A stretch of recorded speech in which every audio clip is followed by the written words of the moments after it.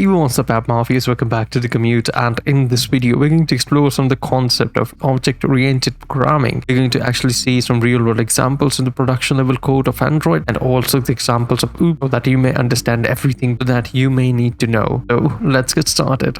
Why do we even use OOPs? And the answer is actually hidden right here inside of the object right here. So why do we use programming? Because programming helps us solve some real world problems. And what are these real world problems? The real world problems are actually real world objects, and we need to actually translate these real world objects into a programming language. How can we do that? The help of objects, right? A real world entity translated with all of its property into a programming interface is called an object. That's all object-oriented programming is, right? Now we use these methods so that we can perform certain tasks on these particular objects and get our code, get a maintainable, testable, and efficient code. That's all OOPs stand for. Let's start with what are the things that come inside of OOPs, and then we will see an acronym to actually remember each and every concept of OOPs. Now, what are the concepts inside of OOPs? It comes under encapsulation, polymorphism, inheritance, abstraction. So how can we actually remember all of these things very easily? Because we tend to forget. How can we remember everything from OOPs? A simple method, a simple acronym to remember everything that you want to know about OOPs is I. Remember this thing and you will remember object-oriented programming. Now, let me quickly break down this for you. A stands for abstraction, B stands for polymorphism, I stands for inheritance, and E stands for encapsulation. Simple as that. That's the easiest way to remember each and every programming paradigm. Now, in this video, we are not going to explore each and every particular concept. Instead, we're going to start with encapsulation. Now, what is encapsulation? Encapsulation basically comes from the name called encapsulating, right? Encapsulating. Have you seen that particular medicine? The picture will be somewhere on the screen. If you've seen this particular medicine, you can see that it has been that some of the things have been encapsulated inside of its body, which is particularly encapsulating, which means all of its properties have been encapsulated inside of a body, which is easily digestible by the human body. That's all there is. So that's exactly what encapsulation is. We try to encapsulate each and every property inside of a class. Maybe with the help of that class, we can do everything we want. We can make objects of that particular property, and we can make objects and then use the property. And the thing is, we don't need others to change the things inside of this class. So we try to hide that, encapsulate it away from the others. The only thing the others need is the results that the class outputs. Let's quickly make a class called vehicle. Now, in this particular vehicle, we have private name. Okay, simple as that. And private var name. What am I doing? Private var for age of type of int is equal to 0. Simple as that. This is a private variable, which means even if we make an object to this particular vehicle, we won't be able to access name and age as such. As you can see, all of these variables, name and age, are actually private. How can we access these particular variables when they are private? We cannot.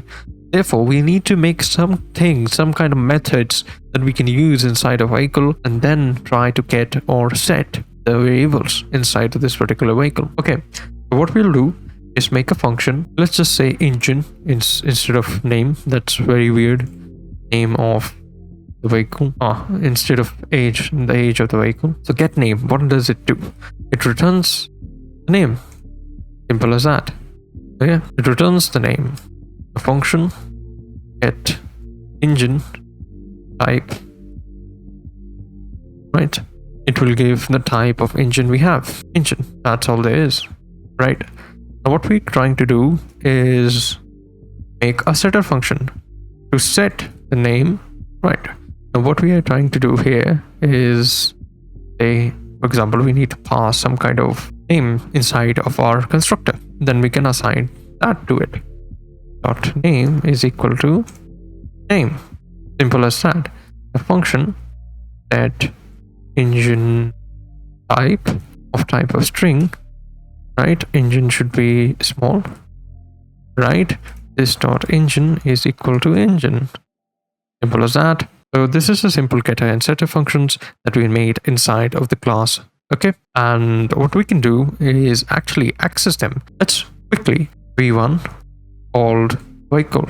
Instead of v1, let's say a more swift is a type of vehicle, and what we do is swift dot get name. It gives us a name.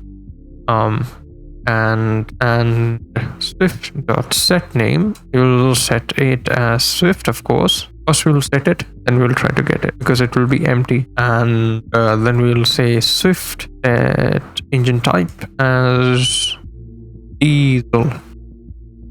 Then println Swift dot engine type. Integer literal does not confirm. Okay, it might be a problem somewhere. Oh yeah, never mind. We get a name here, right here, called Swift, and we get the engine type as diesel. Right. Let's make another object called var is equal to vehicle, a simple function, a simple object, and say dot set name as dot get engine type dot set engine type, which will be ng, and omni dot get name. Simple as that. Okay, what do we get? A cng and omni. We can get the engine type as cng and get the name as omni. Same goes for Swift and diesel. This is how we have encapsulated it. Now let's try to actually access these vehicle. As a Swift dot. We cannot access the name. There is no thing right here. We cannot access this particular name directly, right? But if we were to remove this private variable right here, then we might be able to access it, as you can see. So what we are trying to do is basically encapsulate every particular property of this particular vehicle class, a blueprint of an object. Every single property of this particular vehicle blueprint has been encapsulated inside of it, and the user or any other class doesn't actually need to know how this Swift or Omni is working behind the scenes. Simple as that. That's how encapsulation works. Let me quickly read a definition from a Medium article I really like. Encapsulation refers to the practice of keeping the internal state of an object hidden from the outside world.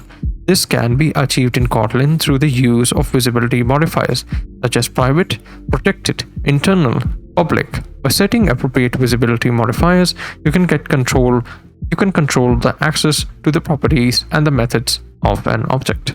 Simple as that. So using these particular modifiers to actually encapsulate everything we know of particular vehicle inside of this class, and we don't need to actually expose anything to the outside world, and everything is encapsulated in this particular blueprint. What I'm going to do is actually give you a real world example of how things work out in an Android level code. If you have ever made a view model, you might have seen something like this. So we have some live data of type of live data of any of all the mutable live data. Now what we're going to do is actually say this. Okay, so this is some kind of live data that we are trying to get, and the thing is, this is supposed to be private. Now why is it private, and how we are exposing this particular live data somewhere else? What we can do is make another variable called some live data. This is some live data that is present right here.